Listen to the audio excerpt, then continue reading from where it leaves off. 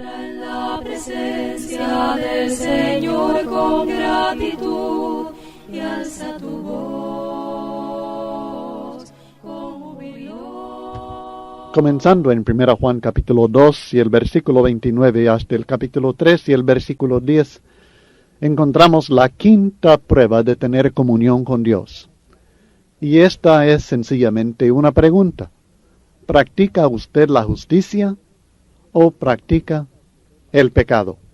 Creo que leeremos primeramente del 2:29 al 3 y el versículo 3. Si sabéis que Él es justo, sabed también que todo el que hace justicia es nacido de Él. Mirad cuál amor nos ha dado el Padre para que seamos llamados hijos de Dios. Por esto el mundo no nos conoce, porque no le conoció a Él. Amados, ahora somos hijos de Dios, y aún no se ha manifestado lo que hemos de ser, pero sabemos que cuando Él se manifieste, seremos semejantes a Él, porque le veremos tal como Él es. Y todo aquel que tiene esta esperanza en Él se purifica a sí mismo, así como Él es puro. El principio básico en el versículo 29 del capítulo 2 es sencillamente que el carácter de Dios se refleja también en el carácter de los verdaderos hijos de Dios. Si sabéis que Él, Dios, es justo, sabed también que todo el que hace justicia es nacido de Él. Se identifica el carácter de aquel que es nacido de Dios, es justo, de la misma manera que el carácter de su Padre, de su Dios, es justo. Esta es una comparación semejante a la que encontramos en el capítulo 1, en los versículos 5 al 7. En ese texto declara que Dios es luz. Por tanto, aquellos que tienen comunión con Dios también andan en luz. De otra manera, no pueden continuar en la comunión con Dios. Nuestro carácter debe reflejar el carácter de Dios si nosotros deseamos seguir gozando de su comunión y como consecuencia gozar de la bendición de la vida eterna que depende de tener comunión con Dios. Así que en este texto que estamos estudiando ahora, en vez de luz, que describe el carácter de Dios en el capítulo 1 y el versículo 5, hablando de la santidad, la justicia de Dios. En vez de luz, el carácter de Dios aquí en 2:29 se describe en términos de la justicia. Él es justo. La justicia de Dios es algo que aún los gnósticos reconocieron.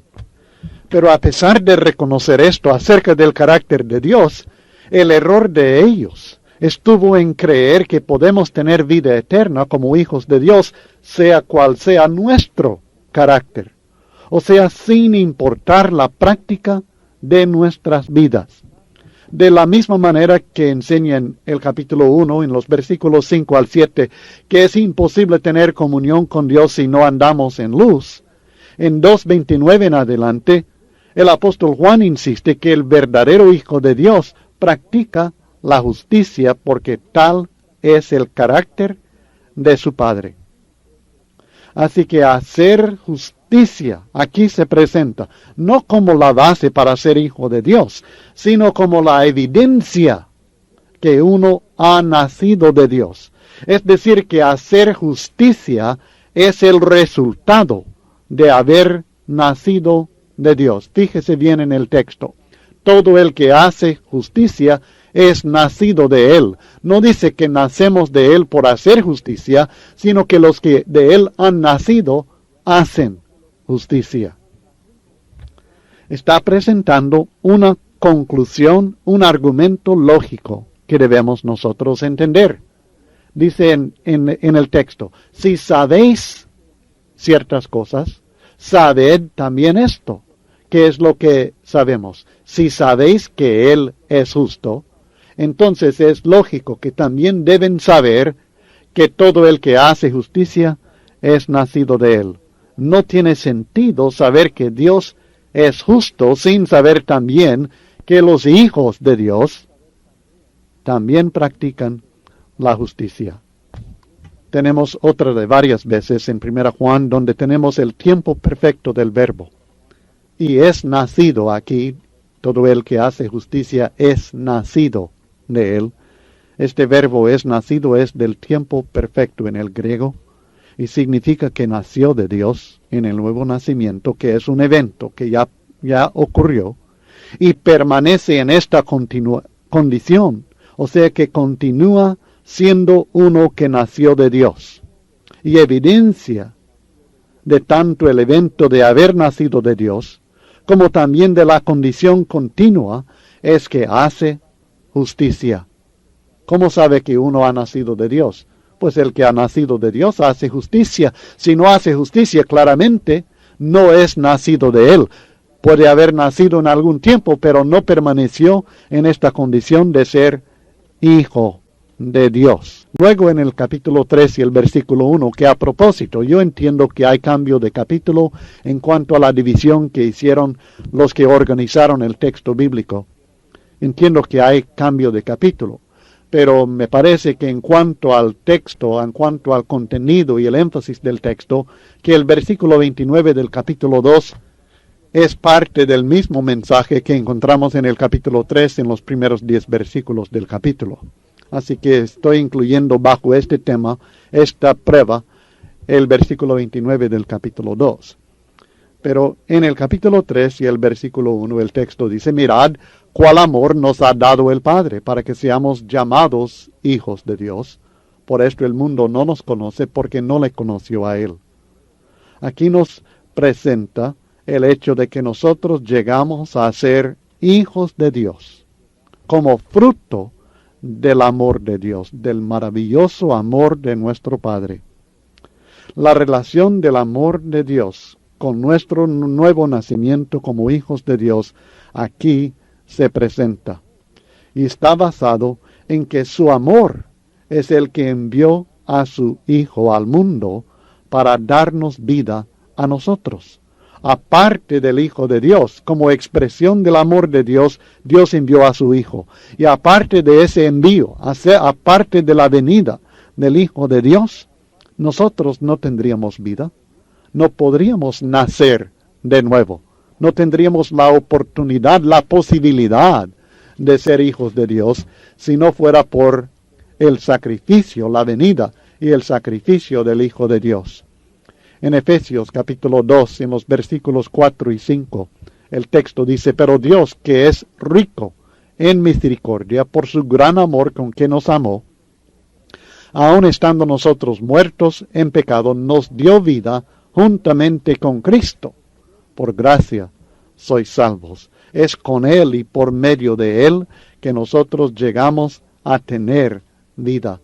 El mismo apóstol Juan, en su presentación del Evangelio de Jesucristo, en el capítulo 1 nos introduce a la idea, al concepto de que Jesucristo, el Verbo, tenía la vida en Él. En Juan 1:4, en Él estaba la vida y la vida era la luz de los hombres. Y luego sigue diciendo en el versículo 10, en el mundo estaba y el mundo por Él fue hecho, pero el mundo no le conoció.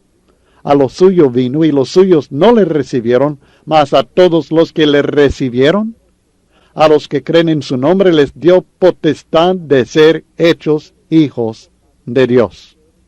Fue necesario la venida del Verbo, que Él se hiciera carne, el envío del Hijo de Dios por amor del Padre, fue necesario para que nosotros tuviéramos la potestad de ser hechos hijos de Dios, mediante nuestra fe obediente a Jesucristo.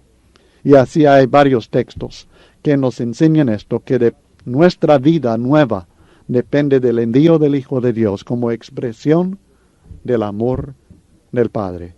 Fue el amor de Dios el que envió al Espíritu Santo para guiarnos y darnos vida, para que naciéramos no solamente de agua en el bautismo, sino también del Espíritu, que en ese mismo momento del bautismo entra en nosotros y nos da vida nueva. Ser hijos de Dios es una bendición que está disponible únicamente por causa del amor del Padre, que hace posible nuestro nuevo nacimiento en el momento de nuestro bautismo, porque en ese momento pasamos de muerte espiritual por causa de nuestros pecados a vida espiritual por causa del amor de Dios para perdonar nuestros pecados. Este amor divino nos lo ha dado, es un regalo. No es algo que merecemos, no es algo que ganamos por medio de nuestra justicia, pero como ya aclaramos en el capítulo 2 y el versículo 29, la práctica de la justicia en la vida cotidiana del cristiano es el resultado, es la evidencia de ser hijos de Dios. Este amor de Dios es algo que permanece con nosotros. Nos lo ha dado, tiempo perfecto, evento y condición que permanecen. Nos dio este amor y este amor permanece como regalo que Dios nos ha dado. Y siendo que Dios nos ha amado tanto, nuestras vidas deben reflejar el carácter de nuestro Padre y nuestro amor hacia Él si no deseamos perder esta maravillosa bendición. Mirad cuál amor nos ha dado el Padre. Es casi increíble creer, pensar, entender que Dios nos pueda amar tanto. Su amor sobrepasa el entendimiento del ser humano. En su forma natural, el ser humano no comprende, no capta lo que es el amor de Dios. En cuanto más y más seamos espirituales y maduremos en nuestra fe en Dios y nuestro conocimiento de Dios, llegamos a entender un poco más acerca de este amor que es tan grande, tan maravilloso, que el apóstol Juan dice, mirad, cuál amor nos ha dado el Padre.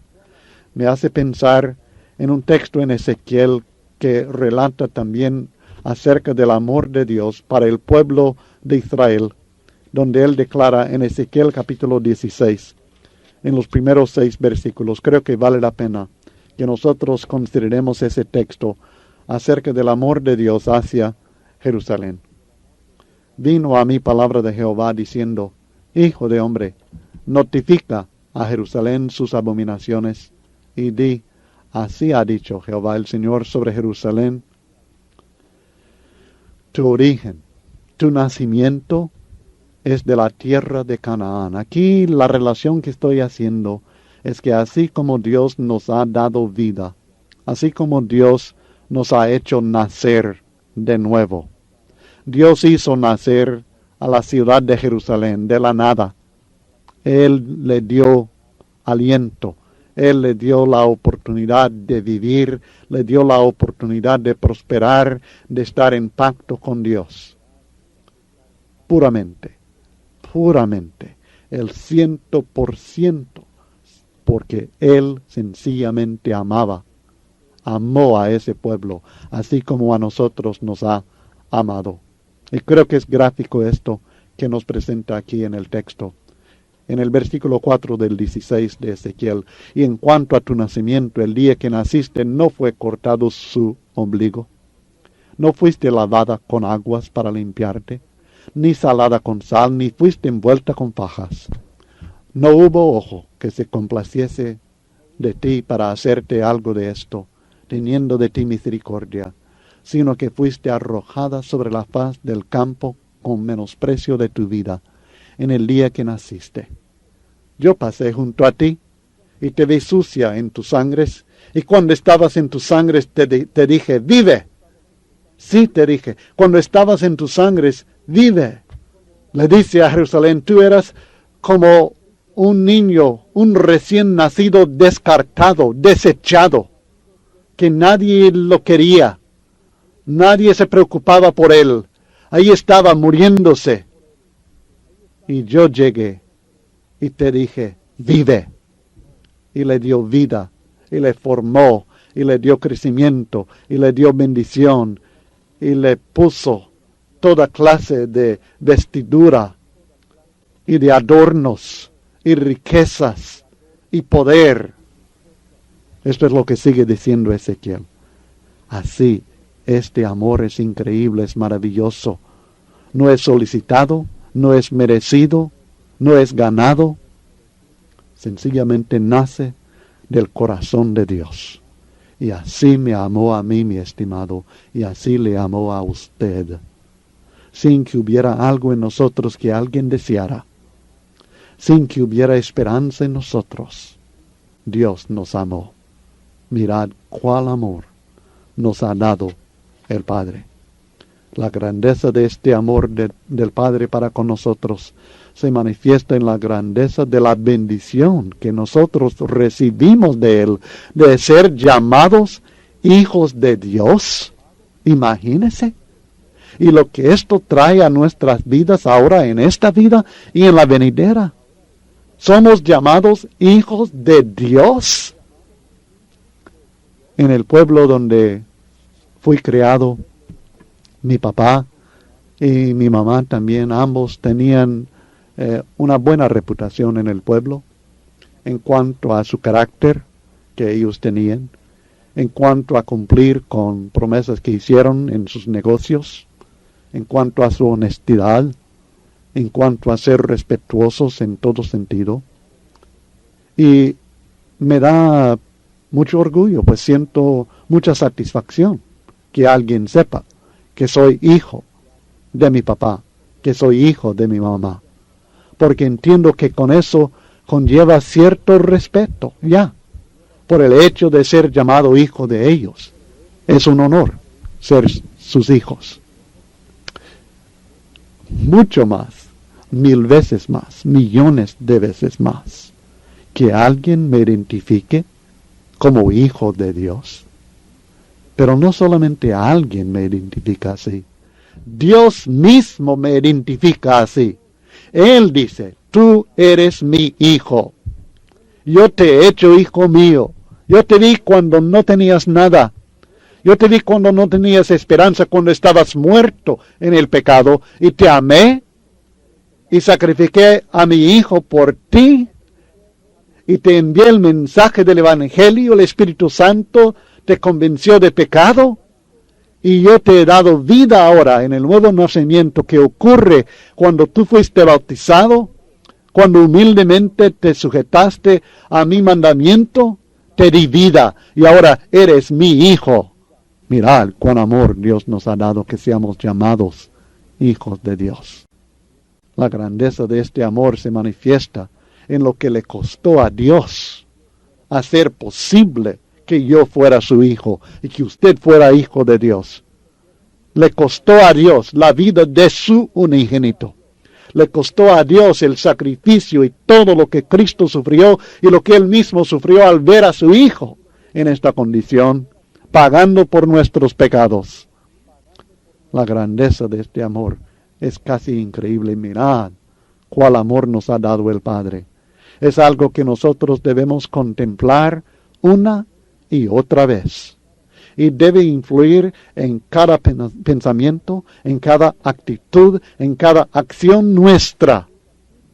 Influye poderosamente en nosotros cuando nosotros meditamos y contemplamos el amor de Dios que Él nos ha llamado hijos suyos, nos ha hecho hijos suyos. La comunión con Dios que nosotros gozamos en Cristo es la del Padre con sus hijos.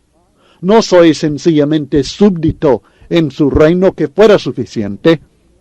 No soy sencillamente miembro de su cuerpo, que fuera bastante. No soy sencillamente un creyente, un adorador de Dios, uno que le rinde mi alabanza y mi amor y mi sacrificio, que es también en sí un honor grande. Pero no soy sencillamente esto. No es esa la única relación que tengo con Dios. Mi relación fundamental con Dios es que soy su hijo. Él es mi Padre. Abba, Padre. Clamo a Él y Él me oye como el Padre al Hijo y se compadece de nosotros como el Padre al Hijo. Mirad cuál amor Dios nos ha dado, que seamos llamados hijos de Dios. Y esto afecta algo en nosotros. Afecta nuestra relación con el mundo. Ser hijos de Dios afecta cómo nosotros podemos relacionarnos con el mundo y cómo el mundo nos ve a nosotros. El texto dice en 1 Juan 3:1 que el mundo no nos conoce. Ya que nosotros somos hijos de Dios y reconocidos como tales, dice que el mundo no nos conoce. Aquí vuelve al concepto del mundo que nosotros estudiamos ya en el capítulo 2 y en los versículos 15 al 17, y se refiere específicamente a las personas que están alejadas de Dios por causa del pecado. Estos no son hijos de Dios, el mundo. Los que están en el mundo es un grupo espiritual completamente distinto de los que somos hijos de Dios. Estos son los dos grupos espirituales que menciona aquí. Los que están en el mundo y los que son hijos de Dios. Estos no lo son. Estas personas no conocen a nuestro Padre. Note lo que dice el texto. Por esto el mundo no nos conoce. ¿Por qué? Porque no le conoció a Él. No conocen a nuestro Padre. No conocieron al Cristo. Ya lo leímos en este párrafo en Juan capítulo 1 y el versículo 10. Vino a lo suyo. Los suyos no le recibieron. En el versículo 10 dice que no le conocían. Aunque Él estaba en el mundo no le conoció. Juan capítulo 1 y el versículo 10. Al contrario, lo aborrecieron. Según Juan 15:18. Aborrecieron. Los del mundo aborrecieron al Cristo. No conocen al Espíritu Santo tampoco, lo dice el mismo Señor Jesucristo en Juan 14, cuando tiene a sus discípulos reunidos en el aposento alto, preparándolos para su muerte. Y les declara en Juan 14:17 que el mundo no puede recibir al Espíritu Santo porque no le conoce. No conocer al Padre no significa que no se dan cuenta de la existencia del Padre, de la misma manera que no conocer a Cristo no significa que no se dan cuenta de su existencia o la del Espíritu Santo. Significa que no lo toman en cuenta en sus vidas. Conocer a Dios no es sencillamente saber que le hay. No es sencillamente decir, oh, sí, hay Dios. No es tampoco saber ciertas cosas acerca de Dios. Conocer a Dios significa una aceptación, una relación en su vida con Él y con su voluntad. Esta es la condición que en Romanos capítulo 1, comenzando en el versículo 21 y siguiendo en ese párrafo que describe el apóstol Pablo a los cristianos en Roma acerca de las personas que están en el mundo, acerca de los gentiles, los paganos, que dice, pues habiendo conocido a Dios, no le glorificaron como a Dios, ni le dieron gracias, sino que se envanecieron en sus razonamientos, y su necio corazón fue entenebrecido. Habían conocido a Dios, es decir, que sabían que Dios era, por medio de la evidencia vista en la creación del mundo. Las cosas invisibles de Él, su eterno poder y deidad, se habían hecho claramente visibles desde la creación del mundo para ellos, de modo que entendieron. Conocían a Dios en este sentido, pero no le glorificaron como a Dios. En el versículo 24 del capítulo 1 de Romanos dice, por lo cual también Dios los entregó a la inmundicia. Y luego sigue diciendo en el versículo 25, ya que cambiaron la verdad de Dios por la mentira, honrando y dando culto a las criaturas antes que al Creador, el cual es bendito por los siglos. Así que ellos rechazaron la verdad acerca de Dios. Y no, en este sentido, no conocieron a Dios. En el versículo 28 dice, y como ellos no aprobaron tener en cuenta a Dios. Dios los entregó a una mente reprobada para hacer cosas que no convienen. Estas personas no conocieron a Dios. Sabían que Dios era, pero rechazaron la verdad acerca de Dios y al fin no aprobaron tener en cuenta a Dios. No lo querían en sus vidas. Lo rechazaron de sus vidas. Y estas son las personas que declara Juan, no le conoció a Él. No conocieron a nuestro Padre. Por esto el mundo no nos conoce a nosotros. Porque el mundo no conoció a nuestro Padre. Y nosotros somos hijos de Dios. No nos conoce el mundo. No solamente no conocen a nuestro Padre, no nos conocen a nosotros. Y esto significa que nosotros tenemos que tomar en cuenta que la sociedad en la cual vivimos nosotros, o sea, el mundo en el cual vivimos, ignora la realidad, la verdad, si quiere, que nosotros vivimos. Ignora la realidad acerca de nuestro Dios, nuestro Padre. El mundo ignora la realidad acerca de nosotros mismos. No entiende nuestra forma de vivir. No entiende nuestro propósito en esta vida. No tiene sentido para ellos. La meta que nosotros tenemos, una meta eterna, eso no tiene sentido para ellos. No lo entienden. Su concepto de nosotros es superficial, distorsionado y en muchos casos totalmente falso. Sencillamente el mundo no nos conoce. Saben que existimos, pero no nos comprenden, no llegan a conocernos. Y el hecho que el mundo no nos aprecia sencillamente refleja la misma actitud que tuvo hacia nuestro Señor Jesucristo, hacia nuestro Padre Celestial, hacia el Espíritu Santo. Así que no hemos de lamentar la falta de honor o reconocimiento de parte del mundo hacia nosotros, porque en realidad tal actitud del mundo es sencillamente otra manera de identificarnos con nuestro Padre. A veces cristianos lamentan mucho y buscan mucho el honor, el reconocimiento del mundo, que reconozcan quiénes somos, que nos respeten. Pero esto no sucederá en la mayoría de los casos, porque el mundo no respeta a nuestro Padre. El mundo no conoce a nuestro Padre, no lo reconoce como el Dios que es. Tanto su santidad, su poder, su importancia, su amor, no lo reconoce. Así que al rechazarnos a nosotros de la misma manera, esto nos identifica más con nuestro Padre. Por tanto, no es posible que el Hijo de Dios tenga una relación íntima con aquellos que pertenecen al mundo. No es posible. Y no es posible tampoco que la vida del Hijo de Dios sea semejante a la vida de aquellos que pertenecen al mundo. Hay semejanzas, pero en cuanto a carácter se refiere, en cuanto a metas y propósitos, en cuanto a las bases para nuestra vida, no es posible que seamos semejantes a ellos. Vivimos en medio de la injusticia, hermanos, pero como hijos de Dios debemos practicar la justicia, aun cuando esto implica problemas con el mundo en el cual vivimos. E implica problemas, porque el mundo practica la injusticia y nosotros, si practicamos la justicia, así como Jesucristo tuvo problemas, nosotros los tendremos también. Jesucristo dice en Juan 15, 18 al 21. Si el mundo os aborrece, sabed que a mí me ha aborrecido antes que a vosotros. Si fuerais del mundo, el mundo amaría lo suyo, pero porque no sois del mundo.